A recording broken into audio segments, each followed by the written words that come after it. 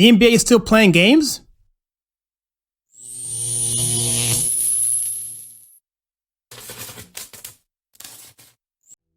Hey, I'm Kyle, and this is The Conservative Take. Here we take culture, TV, movie, news, and politics, and we filter to you the right way. If this is your first time here, please consider hitting that like and subscribe button and that bell icon so you don't miss any future content. And also, please click that join button if you want to support this channel and help us out, and you can find out by doing that. Thank you so much. Yeah, so I haven't done a video in a while about the NBA because I frankly don't care, and I thought they stopped playing. I pretty much forgot all about the NBA, and for that matter, forgot about mostly all sports. However, this is just too enticing for me not to talk about. This is an article which came out yesterday saying that the NBA All-Star Game and whatever it was, the slam dunk contest, is down 24% in all-time low. Okay, now before I get into that, I want to just show you the byline of a unbiased media outlet and show you how they spin it. I have it here highlighted. The NBA All-Star Game ratings hit a record low, but held up surprisingly well given the headwinds. You gotta love unbiased, fair media.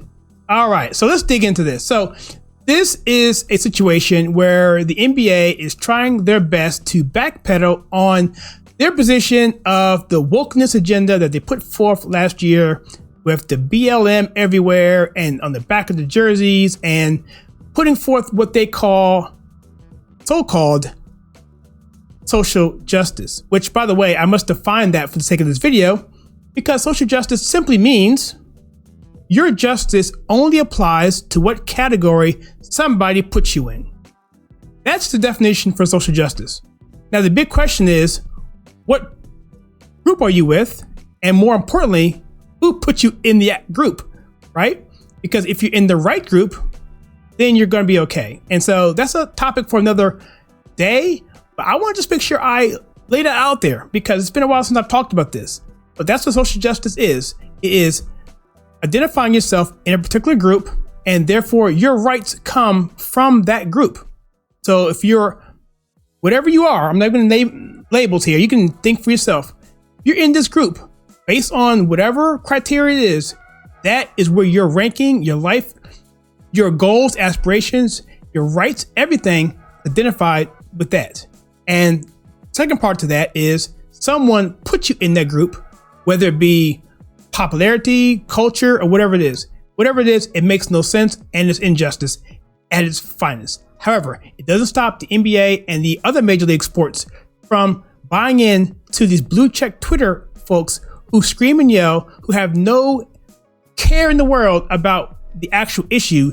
They just want to make a stink so they can cause the damage and move on to the next victim, essentially. So anyway, let's get back into this. So here it says the All-Star Game proved to have a very little star power, indeed, as the annual event hit all-time lows in ratings and viewership.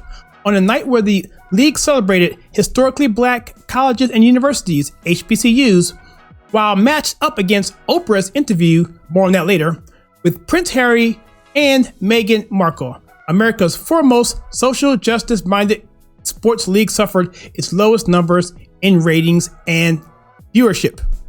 So, what kind of numbers are we talking about? Well, check this out here. We're talking about down 24% in the ratings, which is pretty phenomenal if you think about it. The Sunday's NBA All-Star Game, which included the dunk contest, which happened at halftime. Now, let me just do a little timeout here, okay? For those of you who remember at all, the slam dunk contest was probably the most exciting event outside the Super Bowl, or if you're an American. I mean, if you're an American kid like I was growing up, the slam dunk contest was everything, really. I mean, it was like Dr. J and Jordan and so Spud Webb, can't forget that. That was it, and everyone watched it, and everyone talked about it, and so it was just like, come on. And so now we're talking about even that can't pull the fans in, and it's really so. If we look at it from an entire evening, there were two things going on that night. There was the Oprah Winfrey interview with Prince Harry and Meghan. As we all know, those two are the absolutely most oppressed people on the planet.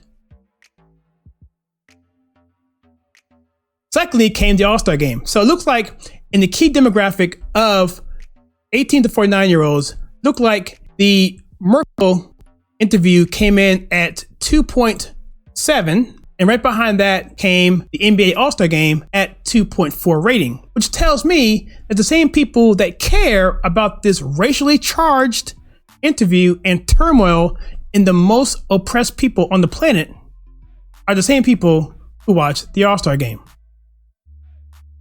Is anybody shocked about that? But if that was just it, then that would be bad enough. Well, really, it's really a lot worse. Not only for the NBA, but also for other major sports leagues, as they lost $14 billion, over $14 billion in 2020. Let's check this out here. It says here, pro sports lost an incredible amount of money last year, with each losing revenue every area from fan support to sponsorship.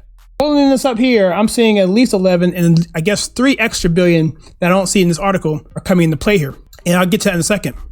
Because according to Forbes, to date, pro sports leagues have lost a combined $14 billion since the world ground to a halt just a year ago. Not only did the leagues lose billions of dollars in revenue, the teams themselves also lost a percentage of what they're worth. The teams lost a percentage of what they're worth. And this article talks about how billionaires use sports teams traditionally to put their money in because it won't lose value. It'll go up. And most times sports teams do gain value.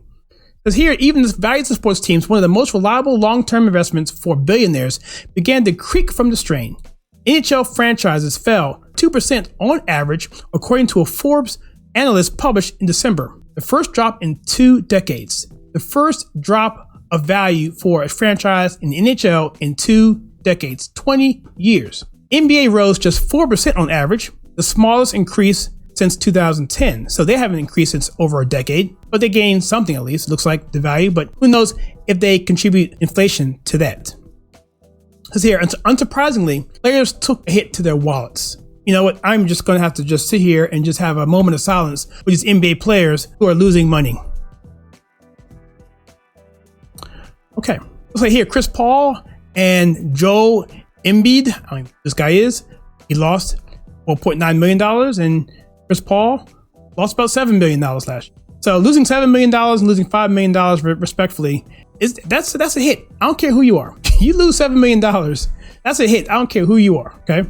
Of course, one of the biggest losses that sports teams suffered in 2020 was the loss of ticket sales of games as they canceled stadiums either banned for fans or only open as far as reduced capacities. That's a fair statement to say. It says here that the NBA Finals last year was down 49%, which comes as a complete shock to me because I didn't even realize they were still playing basketball until just this morning. Tennis was down, we talked about hockey being down, and baseball is what I want to end this video on, but let's skip over that for a second. Talk about how the NBA lost $1.5 billion in their revenue projections, meaning in 2020, or the year they were projecting, or however long they were projecting, to be $1.5 billion richer. They didn't make that goal. So that's pretty major. $1.5 billion to any organization, I don't care who you are, is a major deal. So if you round those numbers up, it looks like the NFL lost about $3 billion, the NHL lost $1 billion, the NBA lost $2 billion, and the NHL really losing that $1 billion or $630 million makes sense because they were the least of the wokeness. And baseball was really the one that was holding out. But you know what? Baseball almost doubled all those guys. They lost $5 billion. And it says here, Major League Baseball also lost $5.2 billion in 2020. Baseball's loss comes as the big leagues becomes the last major U.S. sport to become woke by joining the extreme progressive movement with constant paeans to Black Lives Matter and so-called social justice causes. See, I think baseball took a hit because people who watch baseball in the demographics were really upset that they were the last ones, and then at that point, they were done.